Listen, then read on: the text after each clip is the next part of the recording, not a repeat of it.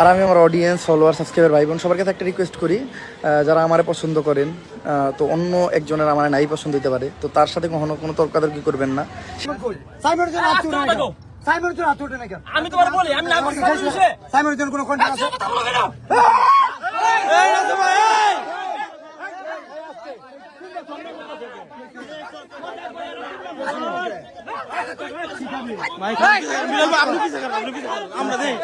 একজনের আর একজনের পছন্দ, তার আমারে পছন্দ না, তো তার গালি দিবেন বা তার লগে বিপক্ষতা করবেন, এটা করেন না। ওকে নিয়ে আর কথা বলার কোনো ইচ্ছাই নাই। আর ওর সাইড থেকে যদি আমাকে নিয়ে কথা বলে আমি চুল পরিমাণ ছাড় দেবো না, চুল পরিমাণ না, আমি না, কোনো সমস্যা নেই। আমি জমি বিক্রি করবো, নাসা শোরুম বিক্রি করবো, নাসা ভাই আর আমি মিলিয়ে ইতিহাস করবো। আমি নাসা ভাইয়ের দৃষ্টি আকর্ষণ করছি যে ছোট্ট শিশু কি অপরাধ করছিল সাইমন, তার পাশে দাঁড়াইতে বলার পরে এই ধরনের কেন, যে ও দুনিয়ার আলো তেমন দেখে নাই, ও গত হয়ে গেল, সমস্যা নাই, এটার জবাব নাসা ভাই দিবে।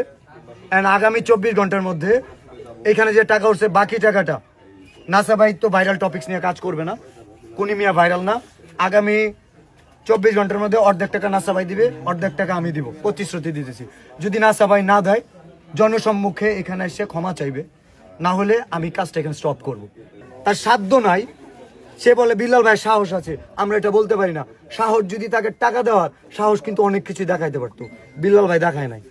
রোস্ট করা যায়, মানুষের পাশে দাঁড়ানো যায় না। এই কনিমিয়ার টপিকসটা কেন আসছে জানেন? যে সাইমনের জন্য কাজ করতেছে, আমাদের শেরপুর জেলায় বিল্লাল ভাইকে ছোট করি।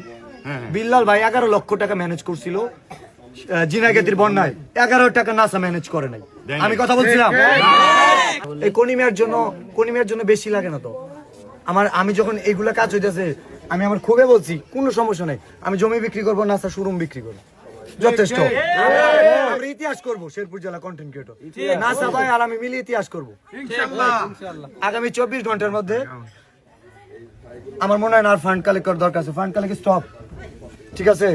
যেই নাসা ভাই ছোট্ট শিশু কি অপরাধ করছিল জানি না, সাইমনের বিরুদ্ধে চারণ করলো।